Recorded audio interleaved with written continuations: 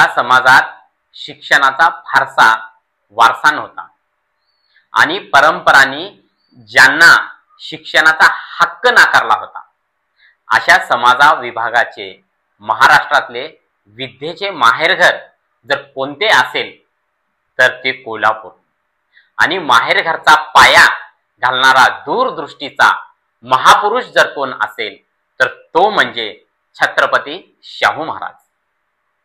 ब्राह्मणेतरांच्या शिक्षित झालेल्या असंख्य नेत्यांनी कोल्हापुरात शिक्षण घेतले आहे आणि हे आपसुक किंवा आपोआप घडलेले नाही।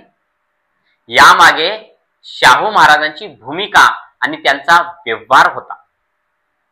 महाराजांनी सक्तीचे मोफत शिक्षण केले होते। आपला देश 1947 साली स्वतंत्र झाला। आपली प्रजासत्ताकाची घटना 1950 साली अंमलात आली। राज्यघटनेच्या 45व्या कलमाने असा संदेश दिला आहे की 10 वर्षात 14 वर्ष वयापर्यंतच्या सर्व मुला मुलींना सक्तीचे व मोफत शिक्षण दिले पाहिजे।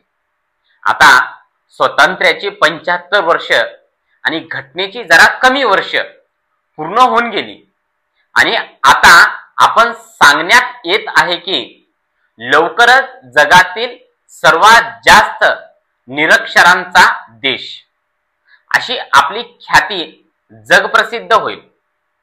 आता तर शिक्षण ही शासनाची जबाबदारी आहे की नाही अशी चर्चा सुरू आहे। काहींची तर इतपत मजल गेली आहे की ते असे म्हणतात सर्वांनी शिकलेच पाहिजे अशी काय गरज आहे। थोडे लोक शिकले तरी देशाचे भागू शकेल। शाहू महाराजांनी त्यांच्या राज्यात 1917 साली सक्तीचे मोफत शिक्षणाचा कायदा केला। राखीव जागा संबंधी 1902 साली केलेला कायदा जेव्हा जसा दुर्मिळ तसाच सक्तीचा आणि मोफत शिक्षणाचा 1917 सालचा शाहू महाराजांचा कायदाही दुर्मिळच होता। शाहू महाराजांचा भर प्राथमिक शिक्षणावर होता। त्यांची प्राथमिक शिक्षणाची तळमळ एका भाषणात व्यक्त झाली आहे।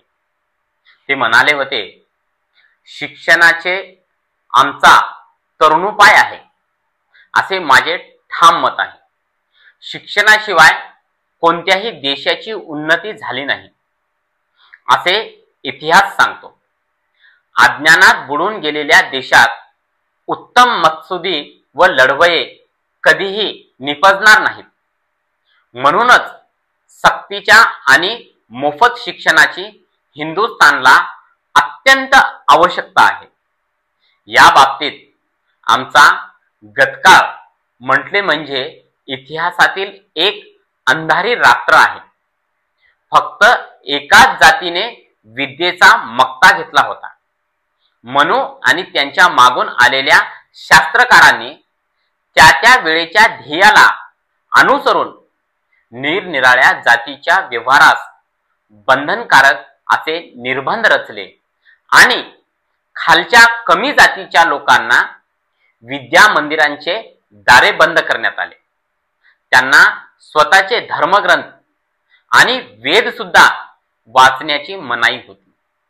हिंदू धर्माशिवाय इतर कोणत्याही धर्माने अशा आंधळ्या दुःखकारक परिणाम करण्याबद्दल अग्रेसत्व मिळवले नाही। शिक्षणातील अडचणीचे पेशवाईतील उदाहरण देताना शाहू महाराजांनी सांगितले की श्री प्रतापसिंह महाराज छत्रपती हे पेशव्यांच्या ताब्यात असताना लहानपणी लिहिणे वाचणे शिकण्याचीही त्यांना बंदी होती। तेव्हा त्यांच्या पूज्य धोरणी आईने त्यास रात्री 12 वाजता उठून ब्राह्मणेतर पंतोजीकडून लिहिणे वाचणे शिकण्याचे काम केले।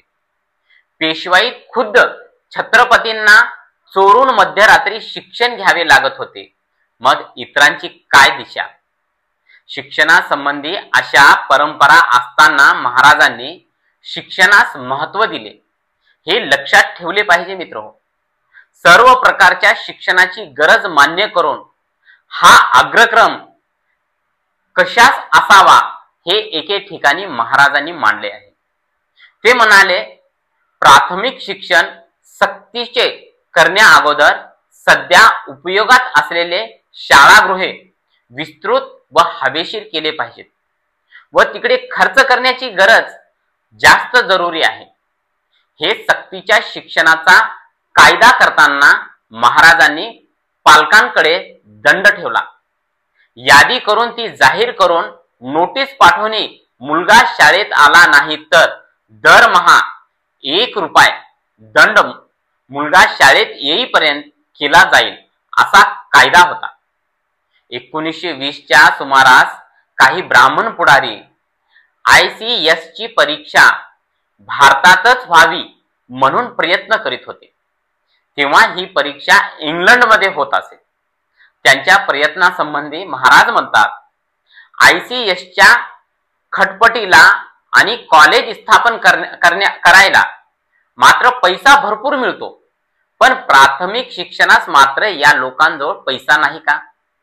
त्यांच्या योगे ब्राह्मणेतरास फायदा झाला असता हे त्यातील इंगित होय.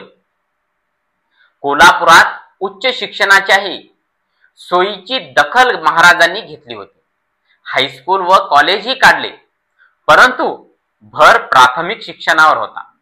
यावरून हा राजा प्रजेच्या कोणत्या विभागाची काळजी होती, त्यांनी काळजी घेत होते हे स्पष्ट आहे. मित्र, आजचे लोकशाहीतील राजकर्ते मात्र प्राथमिक शिक्षणाची अक्षम्य हेळसांड करीत आहेत.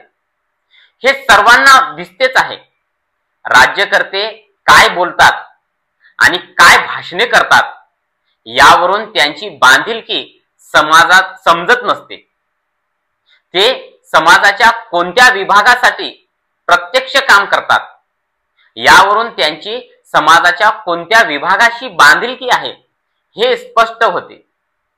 तळागाळातल्यांच्या शिक्षणाची भाषणे करायची आणि खेड्यापाड्यातल्या शाळा बंद करायच्या हे धोरण काय सांगते? निकाल कमी लागला तर शाळा बंद. धोरण काय दर्शवते? हजेरी कमी असेल तर शाळा बंद. हे धोरण काय सांगते? या धोरणाने कुणाच्या शाळा बंद पडतील? कुणाच्या शाळा बंद पडतील? गरिबांच्या शाळा बंद पडण्याच्या हे धोरण आहे. खेड्यातील शाळा बंद पाडण्याचे हे धोरण बहुजन विरोधी आहे. शाहू महाराजांच्या धोरणाविरोधी ही विचारधारा आहे. म्हणूनच हे धोरण घेणारे फक्त शाहूंचा जय जयकार करतात आणि व्यवहार मात्र उलटा करतात. त्यांच्या जय जयकाराने आणि प्रतिमा पूजनाने फसू नये. आपण शाहू महाराजांना नीट समजून घ्यावा. प्राथमिक शिक्षणाप्रमाणेच शाहू महाराजांनी मागासलेल्या जातींच्या आणि मागासलेल्या वर्गांच्या शिक्षणाची खास काळजी घेतलेली दिसते.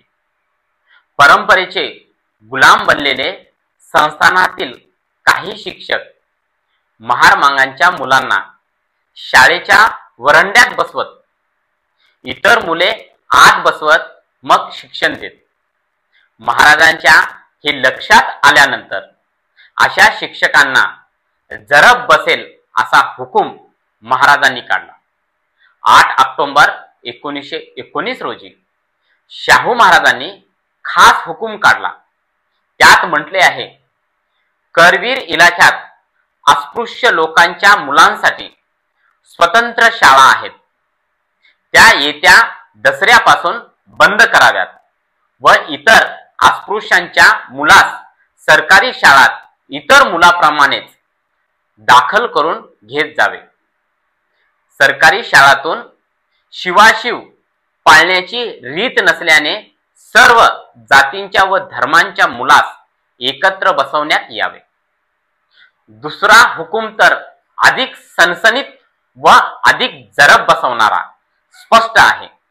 तो असा, हुजुरांची अंतःकरणापूर्वक इच्छा आहे की शाळा खात्यातील ज्या खाजगी किंवा सरकारी संस्थानात अँग्रेट किंवा इमारती किंवा प्लेग्राऊंड वगैरे रूपाने मदत मिळते, त्यांनी स्पृश्य वर्गापेक्षा अस्पृश्यांना जास्त ममतेने व आदराने वागवावे.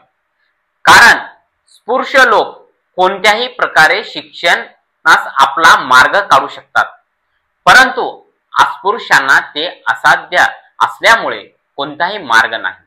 शाळा खात्यातील कोणाही इस्माची असे करण्यास हरकत असेल तर त्याने हा हुकूम झाल्यापासून 6 आठवड्याच्या आत आपला राजीनामा पाठवावा.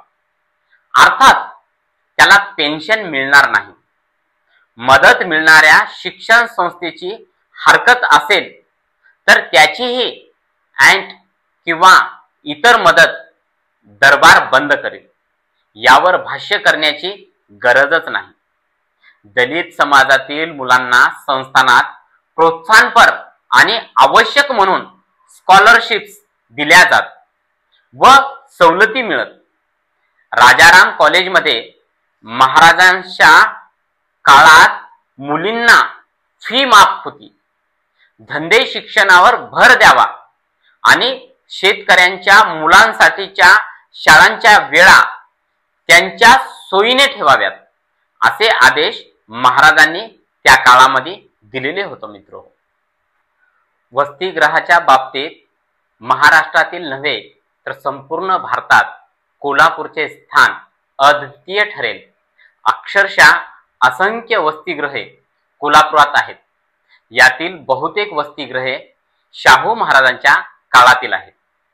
यातली अनेक वसतिगृह जातवार आहे. काही सर्व जातींचीही होती व आहेत. वसतिगृहावर भर आणि त्यासाठी खर्च म्हणजे ग्रामीण भागातील विद्यार्थ्यांवर खर्च ही बाब स्पष्ट आहे. खेड्यातील मुलांना शहरात येऊन चांगले व वरचे शिक्षण घेता यावे म्हणून त्या त्या समाजाला महाराजांनी प्रोत्साहन दिले. वसतिगृहासाठी जागा दिल्या. बहुतेक वसतिगृहांना कायम उत्पन्न मिळावे म्हणून शेती व इतर सोयी करून दिल्या. शाहू महाराजांनी एके ठिकाणी कोल्हापूरचा उल्लेख वसतिगृहाची जननी असा केला होता. तो रास्तच आहे. या वसतिगृहाचाच लाभ घेऊन संस्थानाबाहेर आणि स्वातंत्र्यानंतरही दूरदूरचे विद्यार्थी कोल्हापुरात येऊन शिकले. ही वसतिगृह नसती तर जे शिकू शकले नसते असे बहुजन समाजातील सुशिक्षित महाराष्ट्रात असंख्य आहेत. आज शिक्षणास बंदी घालणारी जुनी परंपरा मोडली गेली आहे, परंतु नवी बंदी येत आहे, शिक्षणाचे खाजगीकरण. याचा अर्थ स्पष्ट आहे. ज्याला शक्य असेल त्याने, परवडेल त्याने शिकावे, इतरांनी घरात बसावे. उच्च शिक्षणाचे सोडाच, आता मॉन्टेसरीत प्रवेश मिळवण्यालाही देणग्या द्याव्या लागतात. हे सारे शाहू महाराजांच्या शैक्षणिक भूमिकेच्या विरोधी आहे आणि हे करणारे शाहू महाराजांचा जय जयकार फार जोरात करतात. आपण छत्रपती शाहू महाराजांना आज महाराष्ट्र शासन हे सामाजिक न्याय दिवस म्हणून साजरा करीत आहे. मित्रहो, बोधिसत्व डॉक्टर बाबासाहेब आंबेडकर सुद्धा एका ठिकाणी म्हणतात, या देशातल्या बहुजनांची खरी दिवाळी जर कोणती असेल तर ते छत्रपती शाहू महाराजांचा जन्मदिवस. म्हणून अशा या छत्रपती शाहू महाराजांच्या विचाराला आणि त्यांच्या कृतीला मी त्रिवार अभिवादन करतो. मित्रहो,